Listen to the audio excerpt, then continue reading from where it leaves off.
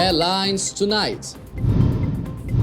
King Norodom Sihamoni has received a courtesy visit from the newly appointed French ambassador to Cambodia, Jacques Pelé. The King of the Kingdom of Cambodia, His Majesty King Norodom Sihamoni, and His Majesty Queen Mother Norodom Muniet Sihanouk donates 15,000 to support the Sihanouk Hospital Center of Hope. Cambodians mourn as the first Vice President of the National Assembly, Nguyen Yel, passed away on Friday. Prime Minister Hun Sen and wife Bun Rani Hun Sen have extended help to a couple who welcome newly born triplets. An Israeli startup has joined the fight against global warming in the upper atmosphere by sending fleets of balloons that will trap carbon dioxide for recycling. This is the Daily Roundup on the EAC News Channel. A very good evening to you. I'm Yuri Matosco. His Majesty the King of Life on the Jam, King Norodom Sihamoni, has received a courtesy visit from the newly appointed French ambassador to Cambodia, Jacques Pelé, on Friday. The ambassador extraordinary and plenipotentiary of France to the Kingdom of Cambodia receives a book documenting the royal achievement of His Majesty King Norodom Sihamoni and His Majesty the King Father Norodom Sihanouk. EAC News reporter Ria Soko has our top story.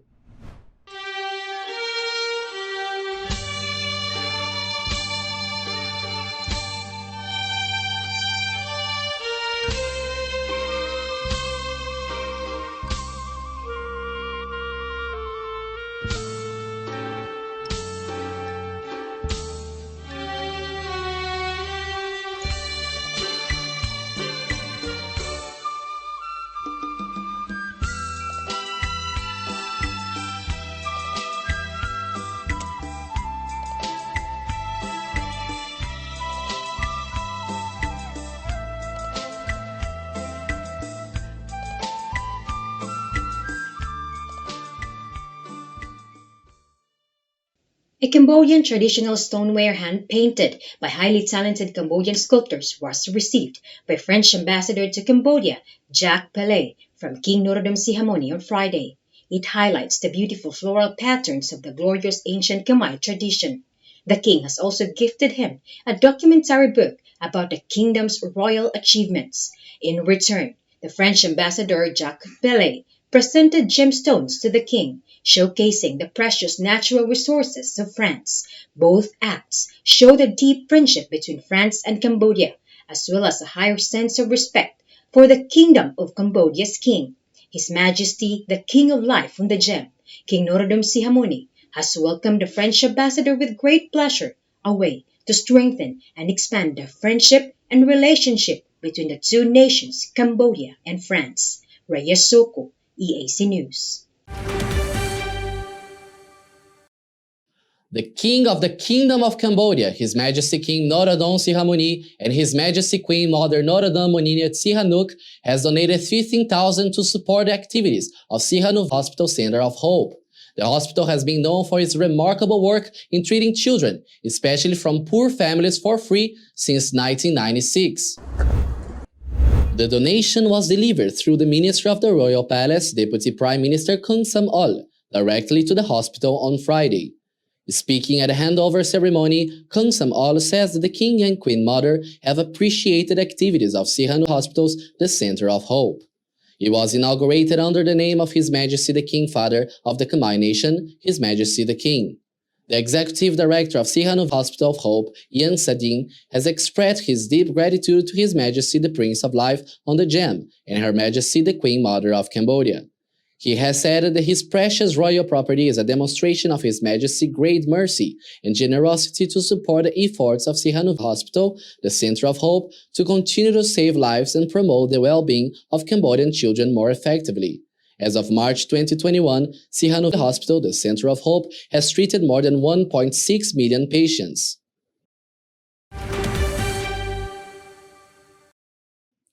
A day of mourning for Cambodians. A leader has passed away on Friday morning, the National Assembly's first Vice President, Nguyen Yel. He was 79. Nguyen has been an icon for leadership on the Cambodian people since 1970s. EAC News reporter Ria Soko has the story. A friend, a philanthropist, a teacher, a leader. Nguyen Nail's description by his friends, colleagues, and loved ones on Friday when the news broke that he passed away. Prime Minister Hun Sen has stated, "My wife and I are extremely emotional to be informed that Nguyen Nail, first Vice President of the National Assembly, has passed away. On this sad occasion, my wife and I would like to express our deepest condolences, sympathy, and sorrow." The Prime Minister says Nail's passing is a great loss for the Khmer political figure who has the full will to serve the nation with any other religion, the king in all circumstances, and has actively contributed to the promotion of the values of the rule of law in all cases. Nail had touched many lives, from ordinary people up to fellow government leaders. He had been a member of the Cambodian People's Party and a member of the National Assembly of Kampong Thom since 1993. A member of the parliament and his son-in-law of Nguyen Nail, Nguyen Suchet, wrote on his official Facebook page this morning saying that their family is deeply saddened by the death of his father due to illness. Nail survived the Pol Pot regime in 1975 to 1979. He was slaved by the Khmer Rouge regime in 1979 to 1980. The leadership spirit in him surfaced. He was elected 3 times as the chief of Trapiang Krave village in Kampong Thom. Then he became the provincial chairman and chief of the provincial police and secretary of Kampong Thom Provincial Military Party in 1980 to 1988. His responsibility grew bigger when he became the Minister of Agriculture and Director General of Rubber Plantation at the same time from 1988 to 1993. And from 1994 up to this year, he had been serving the public as member of the National Assembly. He had been performing different roles in the National Assembly, and the last before he died was being the first Vice President. Prime Minister Hun Sen's son, Hun Mani, who is a member of parliament for Kampong Spu, says, "I and my family are deeply saddened by the family of the late His Excellency Nguyen Nail, first Vice President of the National Assembly. The loss of His Excellency is the loss of one of Cambodia's most prominent figures who in the past has sacrificed his physical, mental, intellectual, and heroic courage to serve the nation and the people of Cambodia. With Nguyen Nail's contribution to the Kingdom of Cambodia, he will be surely remembered." Rhea Soko, EAC News. Prime Minister Hun Sen and his wife Bun Rani Hun Sen have extended help to a family who just welcomed their triplets. The triplets were born last Friday at the capital's Calmet Hospital. The Prime Minister and his wife received the information about the babies and the parents, which prompted the honorable couple to donate cash, food items, and baby supplies. Over $1,200 cash donation was handed over by the Prime Minister's personal assistant, Sang Tian, on Friday morning. Tian says that the donations were gifts of the Prime Minister Hun Sen and Bun Rani Hun Sen to the couple. The parents of the triplets were identified as Mia Sona, 27, and Ma Supon, 29. Sona works as a bank employee while Supor is a microfinance worker. The couple lives in Svay Rieng province, but chose to give birth in the capital. The Prime Minister's assistant stresses that these donations were not from the royal government, the Cambodian Red Cross, or any of the political parties, but rather from pure generosity with the high consideration of Prime Minister Hun Sen and his wife, who have witnessed the real difficulties for people who have given birth to 3 or 4 twins. Since 1999, the Prime Minister and Bun Rani Hun Sen have already personally helped a total of 382 families who have given birth to twins, triplets, or quadruplets. Cambodia has again reaffirmed its commitment to reduce greenhouse gas. At this time, it was discussed during the Convention on Climate Change held in the United Kingdom. It was attended by Deputy Secretary General of the Ministry General Secretariat of the National Council for Sustainable Development, SUMT. He says that Cambodia is also preparing long-term development strategies for carbon neutrals that will need significant support from all partners, including technology and financial transfers. EAC News reporter Rhea Soko has the details. General Secretariat of the National Council for Sustainable Development, SOMTHE, says that the long-term development strategies for carbon neutrals prepared by Cambodia will need significant support from all partners, including technology and financial transfers. He made the statement during the conference of the parties to the United Nations Framework Convention on Climate Change held in Glasgow, Scotland, United Kingdom. It is a 2-week conference that has taken place annually since 1995. Sumthi has attended the high-level roundtable of the Asia Water Council, a special session of the COP26. He has briefed participants from Indonesia, Sri Lanka, Mongolia, South Korea, the K-Water Organization, and the Asia Development Bank about Cambodia's 10-year National Strategic Plan for Climate Change. He has added that the kingdom's agriculture, health, infrastructure, water resources, education, and industrial production are highly vulnerable to climate change, which needs to be addressed. Raya Soko, EAC News. Over 160 pigs imported from Thailand have been incinerated in Ban Thai Minh Chase province. The move was initiated by the officials from the Crime Intervention Force of Ban Thai Minh Chase Agriculture Department's Veterinary Office. The pigs were seized from a truck carrying illegally imported pigs along the border. Authorities have received an information on Thursday afternoon that a dark green van with no license plate was loaded with imported pigs from Thailand. It was then stopped at the National Road 56 in Ban Thai Minh Chase Kleng Pon village, Svai Chek district. Police has questioned the vehicle's driver Yun Samet. However, the driver has denied any knowledge about the transported pigs. He has confessed to the authorities that the pigs were transferred to his vehicle from a truck at the Thai border, with the only instruction to distribute it in nearby provinces. When police opened the back of the van, the pigs were already full-smelling. Joint forces along the border seized the pigs for veterinary inspection until they decided to burn them in a farm at Seresa Port City to prevent the spread of diseases. As Cambodia now fully reopened with business resuming, the cinemas in the kingdoms are also adjusting to adapt to the new normal due to COVID-19. The cinemas across the country have reopened on Monday following Prime Minister Hun Sen's announcement of the country's reopening. EAC News reporter Ria Soko has spoken to them as to how they are adapting.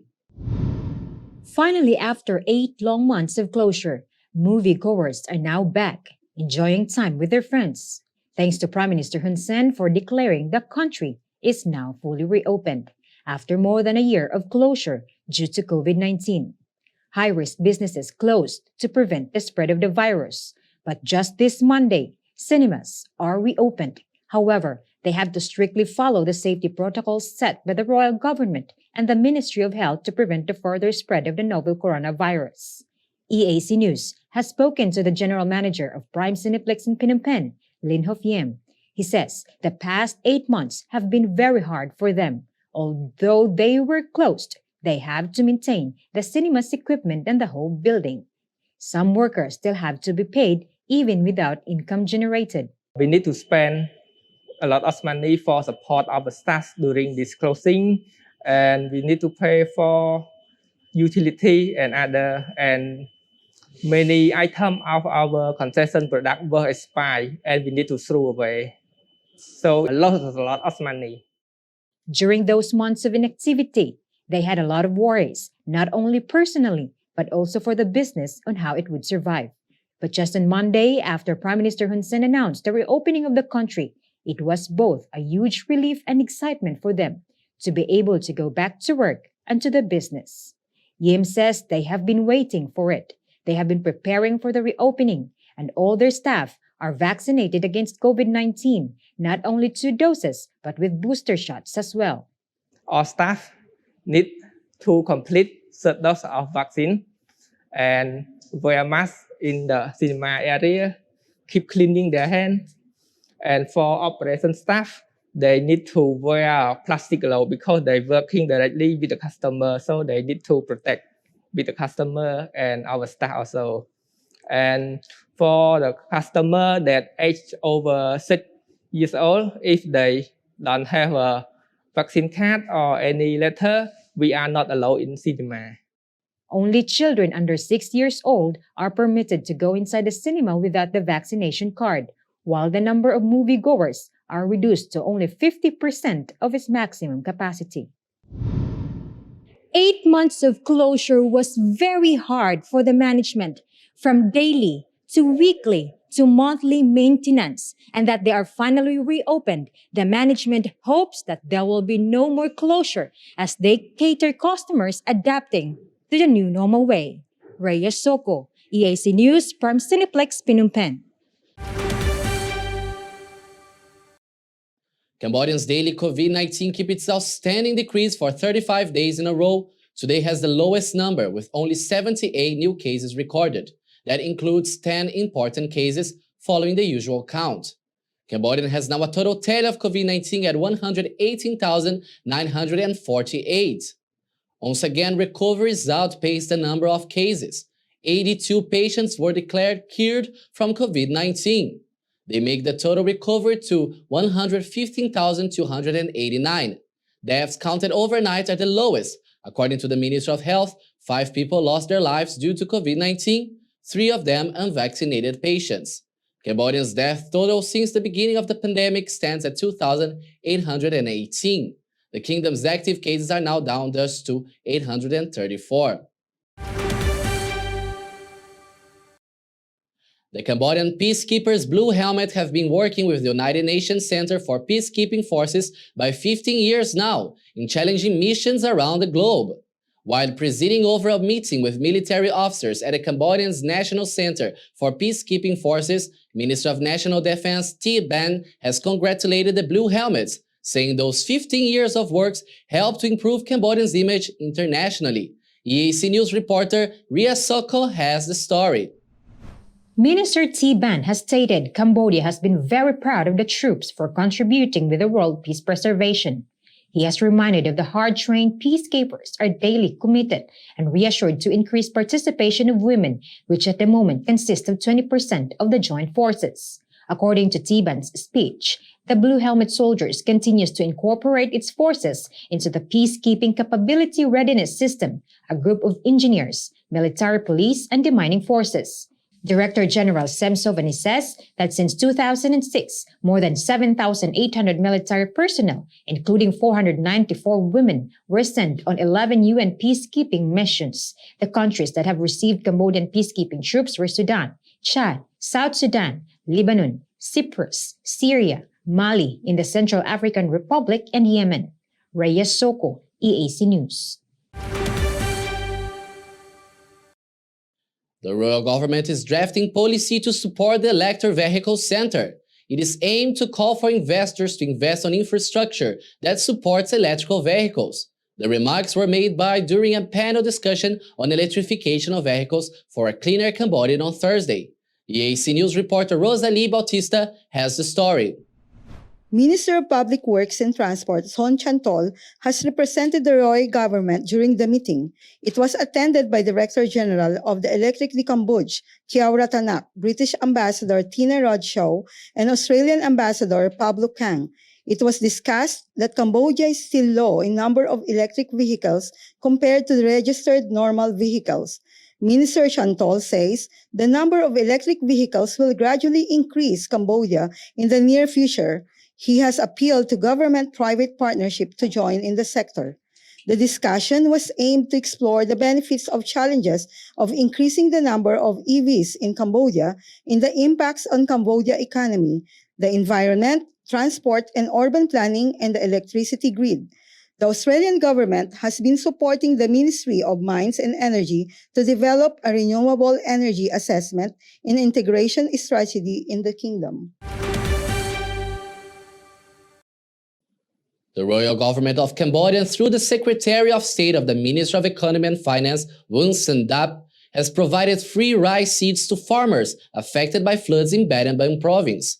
Provincial officials have distributed the rice seeds on Thursday, headed by Provincial Border Governor Sok Lu and Timor Kul District Governor Chia Sambat. Governor Chia Sambat says that from January to the beginning of November, 4,200 hectares of the farms in Timor Ku district have been damaged by the floods, affecting more than 3,000 farming families. Although he has said that it is lower compared to last year's record of families who suffered from the drought. More than 4,500 families were recorded affected by the drought in 2020. The authorities have stated the rice seeds will be distributed in stages and it will be distributed first to those who are lacking the most resources for farming and those mostly affected by the floods. Officials at Bantian Minchay's province have shared awareness to citizens to avoid landmine explosions incidents. Deputy Governor of Bantian Minchay's Lee Sari says that according to the national survey data, the provincial has more than 25,000 hectares of land containing landmines and explosive remnants of war, a significant burden that has left people dead and injured. EAC News reporter Lianto Mohammed has the story.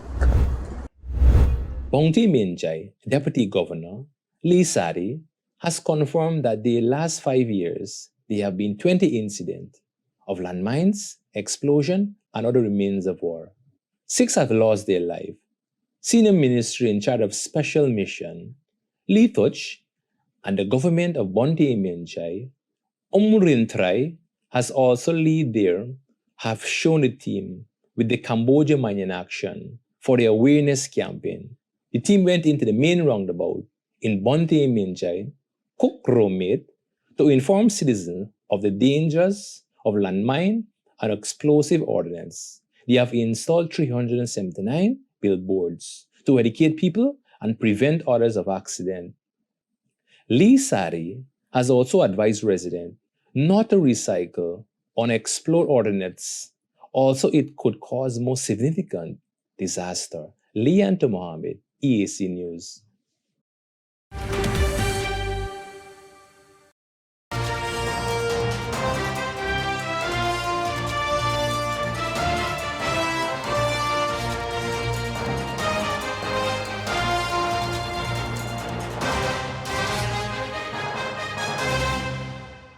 Now for a look at news making international headlines this Friday, 5 November. A kite surfer looking for some recreational fun off Italy's Sicilian coast got more than he bargained for when the weather conditions changed abruptly. An Italian Coast Guard springs into action to save a man in distress who had been stranded at sea for many hours on Tuesday. The man set off from Isola di Pori, a tiny island off southern Sicily, in the early afternoon when the conditions of the sea were ideal for kite surfing. While out at sea, there was an unexpected change in the weather and the waves had risen to 1.5 meters high, making it difficult for him to return to the beach. Coast Guards were alerted by a friend of the kite surfer who had noticed he had not returned from his excursion. The task group immediately sent out a search and rescue boat and a helicopter, who were searching for the 5 hours until the surfer was found. The man had been at risk of being shipwrecked and was in difficulty when they found him, clinging on the surfboard. Very tired and in a slight state of hypothermia, he was found near the bay of Granili and was treated by medics as he was transferred to the port of Pozzallo.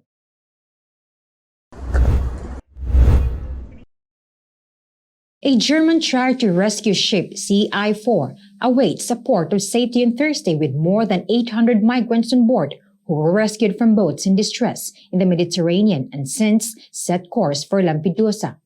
The CI-4 had already rescued 397 people in 6 operations by Wednesday, assisted by the mission lifeline ship Rise Above.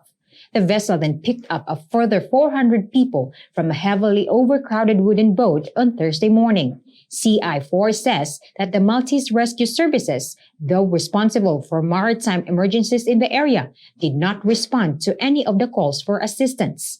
The migrants and 24 crew on board are facing an unprecedented, highly stressful situation and are dependent on the rapid assignment of a port of safety. The NGO SOS Mediterranean's Ocean Viking ship has also in the area and had provided food supplies to the CI-4. Any delay by the authorities endangers the health and lives of the rescued people and the crew. So far this year, 53,836 migrants have arrived in Italy, according to Italian Interior Ministry data. In the same period of 2020, from January 1st to November 3rd, 29,267 migrants arrived in the country.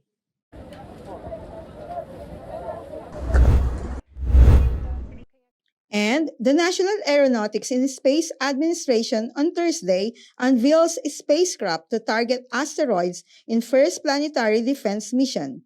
The Double Asteroid Redirection Test, or DART, a spacecraft they plan to launch later this month on a mission to crash into an asteroid, is the agency's first planetary test mission. NASA has revealed details of how it plans to deliberately crash a spacecraft into an asteroid to see if it will change the asteroid's course. It will direct itself at an asteroid while traveling at a speed about 24,000 kilometers per hour. DART, which will be a part of a new Earth defense system, which launches on 24 November, will target a double asteroid Didymos and its moon Dimorphos. Neither asteroid poses a threat to the Earth. Planetary Defense Officer Lenley Johnson says that it's a test. They want to know about how the spacecraft work and what the reaction will be by the asteroid to the impact before Earth will ever get in a situation like that. DART, which will launch from California's Vandenberg Air Force Base, will reach Dimorphos and Didymos in fall of 2022. At this double asteroid system. After the break, a look at your sports news.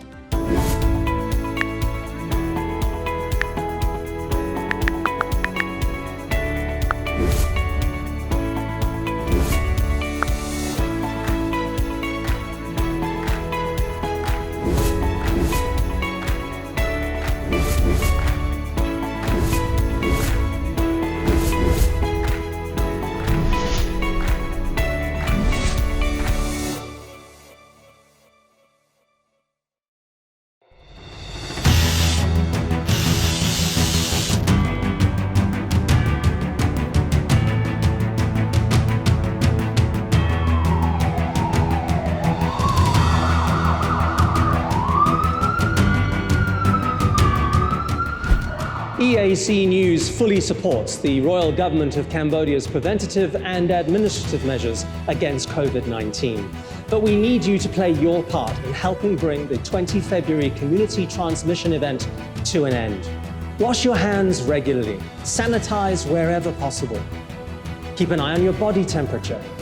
Use the Stop COVID QR code and maintain a safe social distance. But above all, please, please, please, wear a mask. Only together can we beat COVID-19.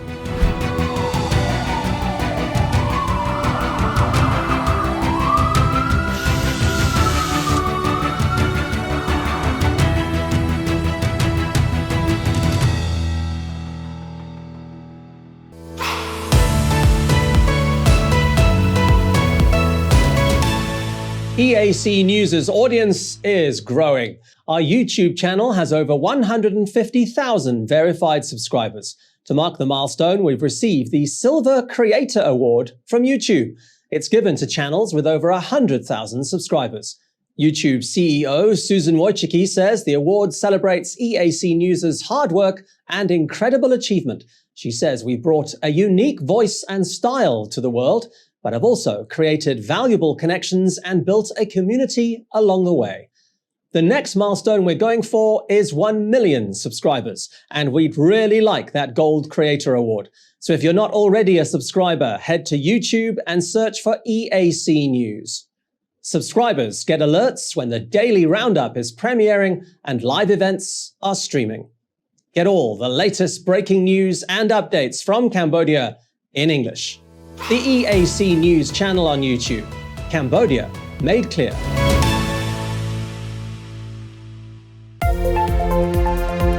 If it's happening and you need to know about it, you'll get it all right here. EAC News brings you updates and breaking news in English across all of our platforms and channels. the EAC News app, YouTube, Facebook, Telegram, Twitter, and our website www.eacnews.asia. Join me, Andrew Barnes-Roberts, and the rest of the EAC News team every day on your favorite channels. EAC News, Cambodia made clear.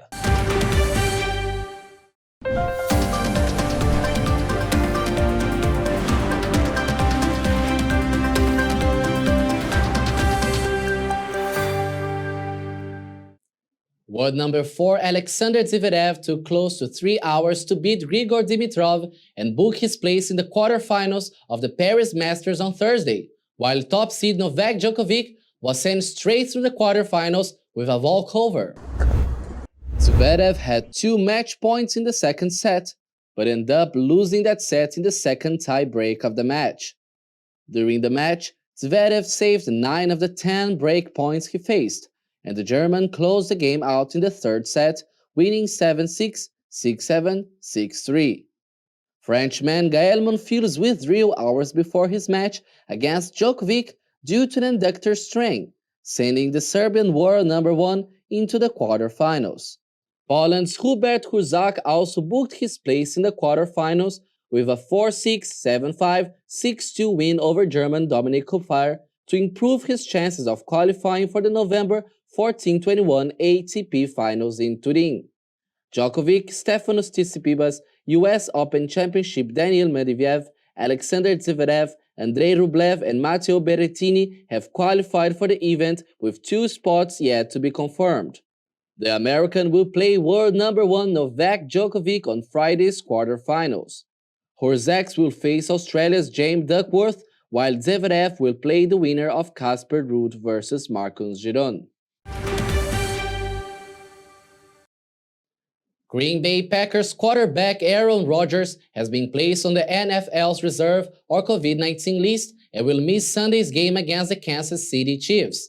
Multiple media outlets reported that the league's reigning MVP has tested positive for the novel coronavirus. The NFL Network reported that Rodgers has not been vaccinated.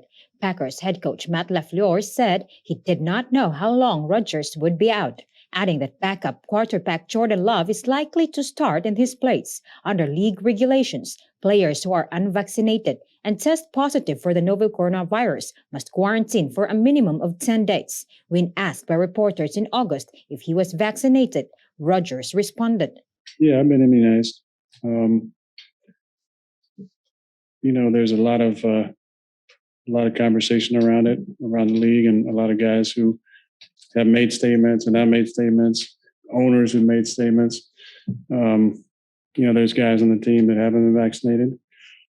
I think it's a personal decision." In a statement, the NFL said the enforcement of COVID protocols within club facilities rests with each club, and that failure to do so has resulted in discipline being assessed against teams in the past. Rodgers has previously sought and was denied an exemption from the NFLPA's COVID-19 protocols based on his antibody levels this summer after he received homeopathic treatment to raise those levels. Mexican Red Bull driver Sergio Checo Perez hopes to put on a good show for adoring fans as F1 gears up for race this weekend. He says he's sure Red Bull wants him to win his home Mexico City Grand Prix after facing questions on Thursday about whether they would let him beat championship-leading teammate Max Verstappen. Verstappen is 12 points clear of Mercedes' 7-time Formula 1 world champion Lewis Hamilton with 5 races remaining, including Sunday's, in one of the closest title battles in years.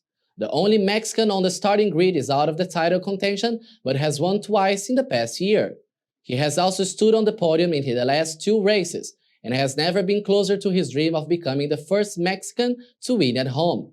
Red Bull have won 9 races this season, Verstappen taking 8 of them with Perez triumphant in Azerbaijan in June, after the Dutch 24-year-old crashed out with a tire failure while leading.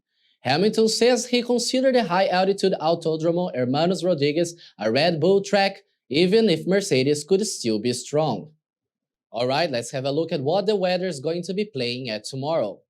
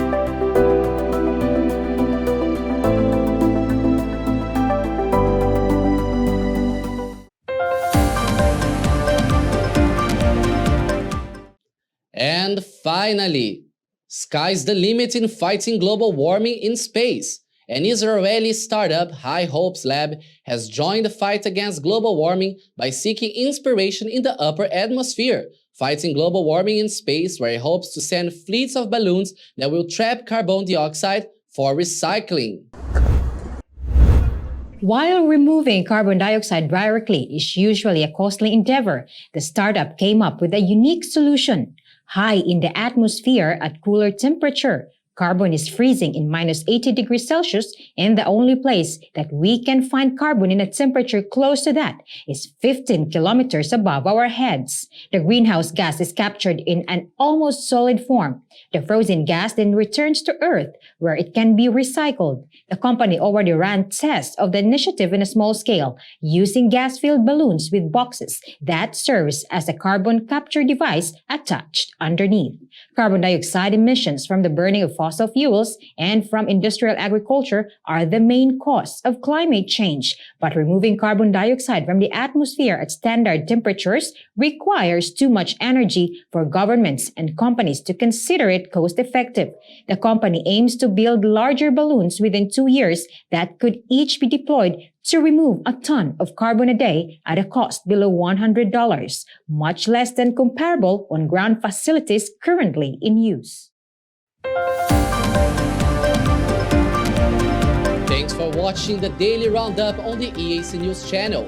For more breaking news and updates, check out our website www.eacnews.asia. You can also search for EAC News on Telegram and at your favorite app stores. More from the EAC News team tomorrow at 8. I will see you then.